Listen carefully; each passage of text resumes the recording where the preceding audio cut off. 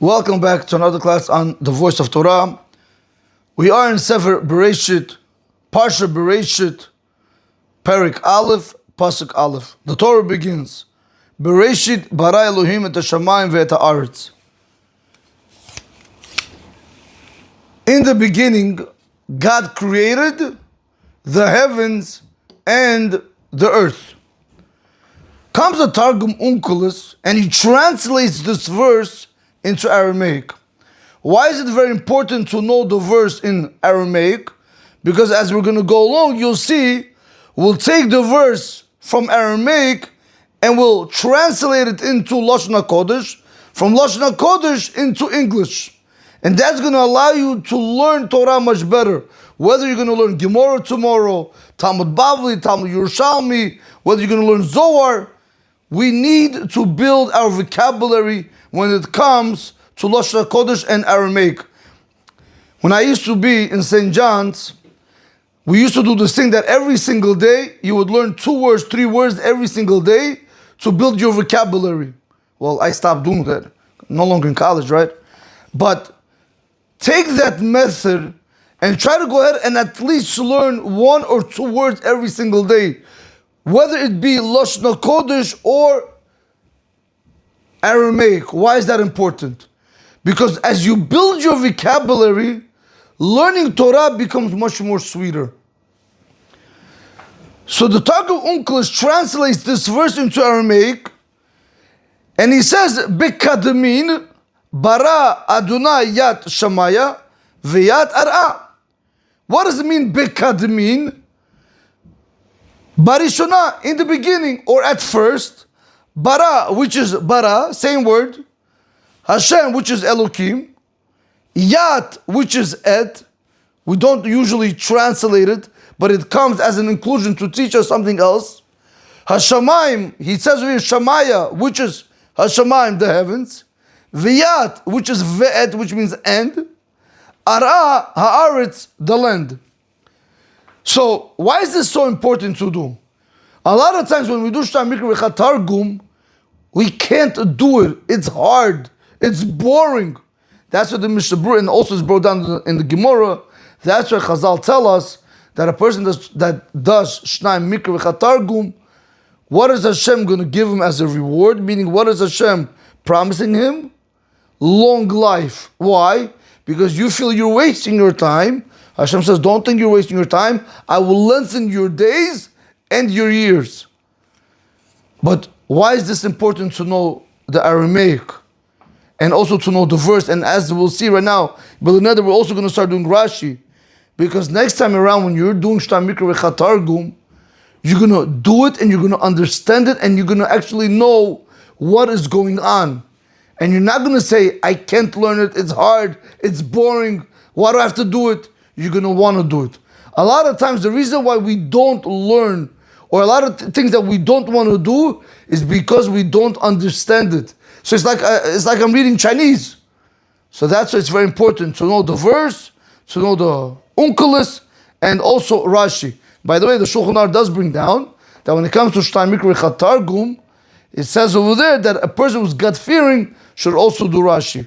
Okay, Rabotai, little by little. You know, one time I saw many years ago, at least 15 years ago, a very beautiful article from Chacham Ovadi Yosef, that he said a lot of people don't realize what a second over there means, what a second over here means, what 1 minute over there means. I didn't understand what he was saying. So Rabbi Wolkin, the father, he told me, I will give you an example. Rabbi Wolkin used to travel by train to go to Brooklyn. He had to do something every single day.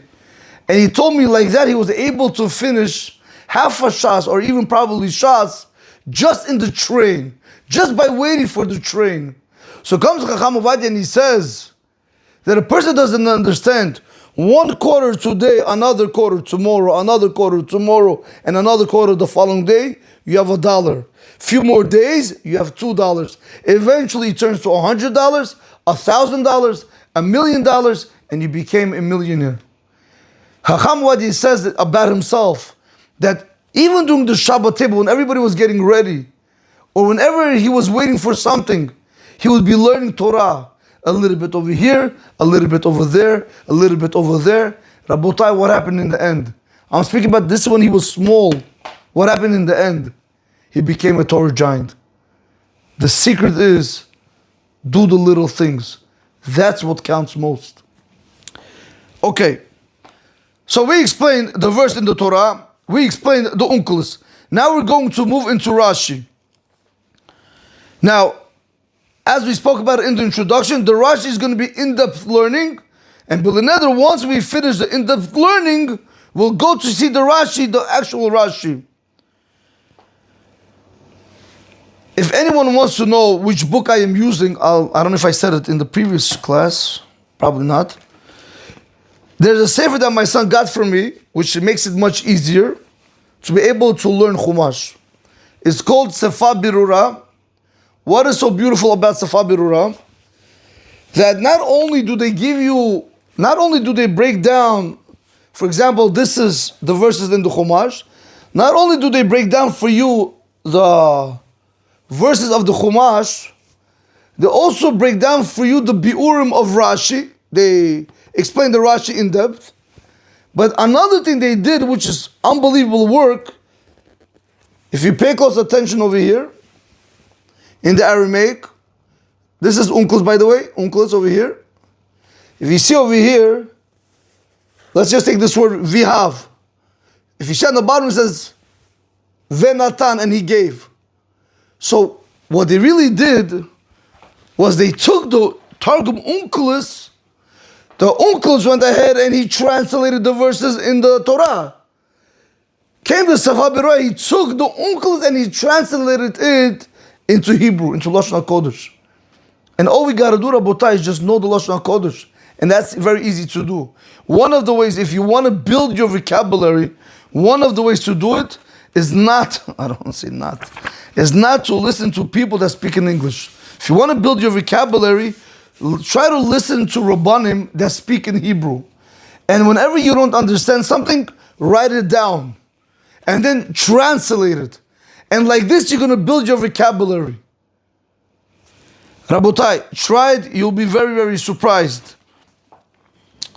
I'm not telling you cannot listen to rabbis in English. Listen to rabbis in English. But I'm just trying to tell you, if you want to build your vocabulary, if you want to learn on your own, try to go the harder route. Do everything that is hard, and eventually you'll see your growth. Fine. So this sefer, he explains where he says, when the Torah told us over here, Bereshit bara Elohim et Hashem et haaretz, that in the beginning God created the heavens and the earth, comes the Biur and he says like this, Amar Rabbi Yitzchak, which is the beginning of Rashi basically, Amar Rabbi Yitzchak said, Lo haya tzarich latchil et haTorah ela mehachodesh hazeh lachem. The Torah did not need to begin with the words Bereshit bara Elohim et Hashem et haaretz, but rather the Torah should have began with mehachodesh hazeh lachem. From this, basically, Rabotai, I just want to show you something. This month, yes? From mem is from this month. So I just want to show you, whenever you see me reading like that, I'm trying to go ahead and turn the language around so it's understandable in English. Me'achodesh hazeh lachem. So the Torah really should have started with that this month is for you. Rashi is bothered by, why didn't the Torah begin with hachodesh hazeh lachem? Why did the Torah have to begin with the creation of the world? Doesn't make sense. Why is that? The Biur is going to explain over here. He's going to say, what is the whole purpose of the Torah? So he's going to tell us, Ikar Torah lehorot lanu et derech Hashem. The whole reason why we receive the Torah is to teach us, is to educate us in the ways of Hashem. If that is the case, why did the Torah begin with Bereshit bara Elohim? Why did the Torah begin with the creation of the world? It should have began with mitzvot, which is the first mitzvah in the Torah, that this month is for you. Amar Rabbi Yitzchak said, Lo haya tzarich latchil et haTorah. The Torah did not need to begin with the words Eila, but rather mehachodesh hazeh lachem, that this month is for you. But why didn't the Torah have to begin with the creation of the world? So the Biur explains, and he says, She'ikara lehorot ulahagid lebnei Yisrael et ha-mitzvot ha-mitolot alhem. The whole purpose of the Torah is to educate us, is to teach us, is to tell the Jewish people the mitzvot which are placed upon them. If that is the case, the Torah should have began, Eila me parshat ha-chodesh hazeh lachem. It should have begun from this mitzvah. Shesham nitparasha mitzvat kiddush ha-chodesh. Over there it explained the commandment of sanctifying the month. Shehi ha-mitzvah rishona shenistavu ba klal Yisrael. That is the first mitzvah that the Jewish people were commanded. If this is the first mitzvah that the Jewish people were commanded, and the Torah is coming to teach us the ways of Hashem, which are the mitzvot, so why begin with the creation of the world? This is what Rabbi Yitzchak was bothered by. The creation of the world, Hashem should have wrote it towards the end of the Torah, or write it by itself, a book by itself. You don't have to put it in the beginning. Continues Rashi and he says, what is the reason the verse in the Torah opens up with the words Bereshit bara Elohim et hashamayim ve'et ha'aretz? What is the reason? Ha'oseket b'sipur briyat ha'olam, which speaks about the creation of the world. So he tells you, do you know why? Mishum ha'inyan ha'merumaz bekatuv. Because of what's hinted to us in the verse in Tehillim, in Perek Kuf Yud Aleph, pasuk Vav. Koach ma'asav higid la'amo latet lahem nachalat goim. HaKadosh Baruch Hu, He wanted to show us His strength and to give us the inheritance of the other nations. So he explains to us the verse, Shesiper HaKadosh Baruch Hu la'amo Yisrael et koach ma'asav. HaKadosh Baruch Hu told the Jewish people the strength of His works, b'biriat ha'olam, in the creation of the world, b'kedei la'azdik et zuchotam al Eretz Yisrael, in order to justify their rights to the land of Israel. She'ad lichibusha al yidei Yisrael, until the Jewish people had conquered it, hayta nachalat hagoim yushvei ha'aretz, it belonged to the other nations. A lot of times a person doesn't understand. He says, Goy, Goy, Goy. Rabotai, what does the Goy mean? We at one point were also a Goy, or Goyim. What does a Goy mean? All a Goy means, you know, the way people say it, unfortunately, is very degrading. But all a Goy means is a nation. That's all it means. Like Masay Berachot said, Goy echad ba'aretz. Hashem says, I have one nation in the land, which is the Jewish people. But it doesn't mean like in a derogatory form, chas v'shalom. They're also Hashem's creation. And we, by the way, before Avram Avinu found God, he was also a goy. He was also a nation. It's just we are a Jewish nation.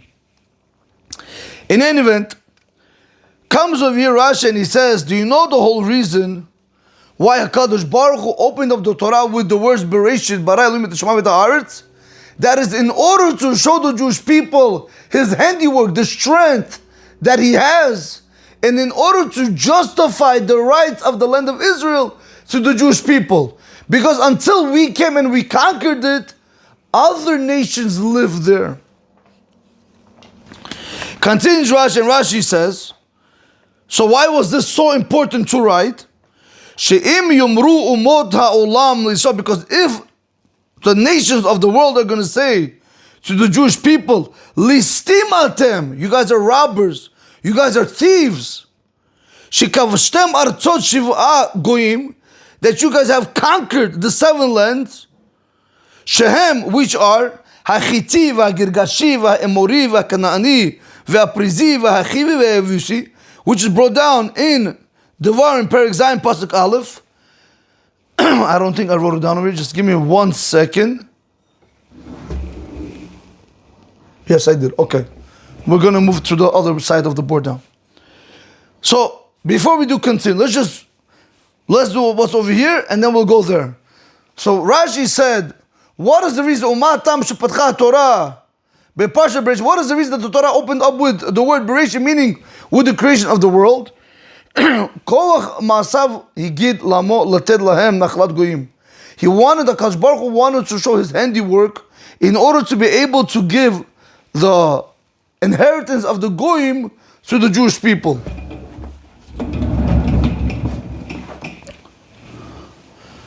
Why was that so important? Because if the other nations of the world are going to tell the Jewish people, you guys are thieves, you guys are robbers, because you guys went there and you conquered the 7 lands. Which are the 7 lands that the Jewish people conquered?